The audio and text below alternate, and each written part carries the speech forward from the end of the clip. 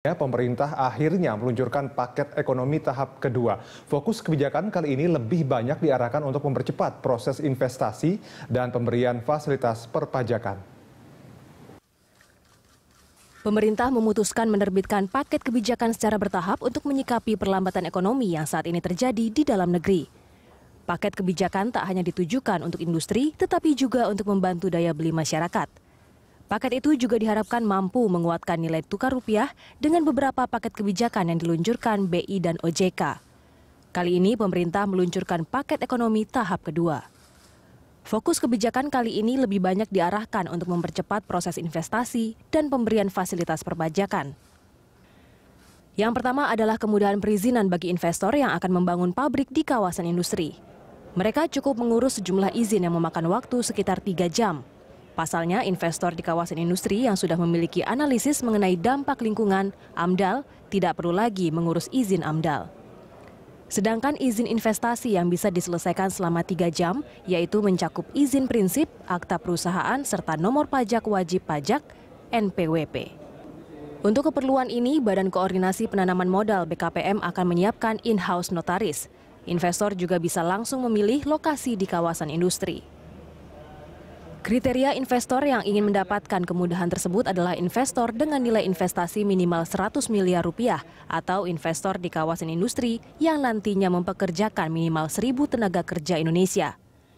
Kita menyiapkan satu adalah izin investasi yang diselesaikan selama 3 jam. Izin investasi ini menghasilkan 3 produk. Yang pertama adalah izin prinsip itu sendiri. Yang kedua adalah akte perusahaan. Kemudahan itu tentunya akan sangat menguntungkan investor. Sebab selama ini calon investor di kawasan industri butuh waktu 8 hari untuk mengurus izin badan usaha dan 526 hari mengurus izin konstruksi.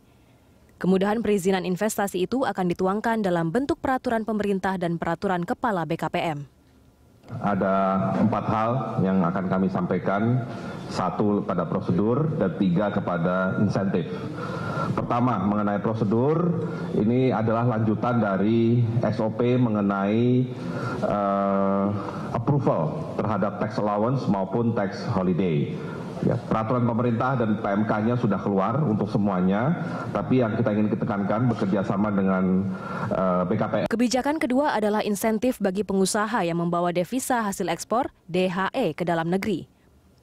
Pemberian insentif berupa pemotongan pajak dari DHE yang disimpan di perbankan dalam negeri, di mana besarnya insentif tergantung mata uang dan lamanya dana itu tersimpan. Selanjutnya adalah kebijakan pengurangan pajak bunga deposito untuk eksportir yang punya kewajiban melaporkan DHE ke Bank Indonesia. Saat ini tingkat bunga deposito berbentuk dolar Amerika Serikat di Indonesia ada di kisaran 0,1% hingga 1,5% per tahun.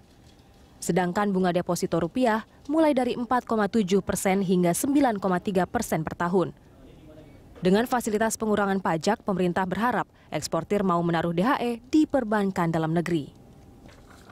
Kebijakan lainnya adalah pembebasan pajak pertambahan nilai PPN untuk impor alat transportasi.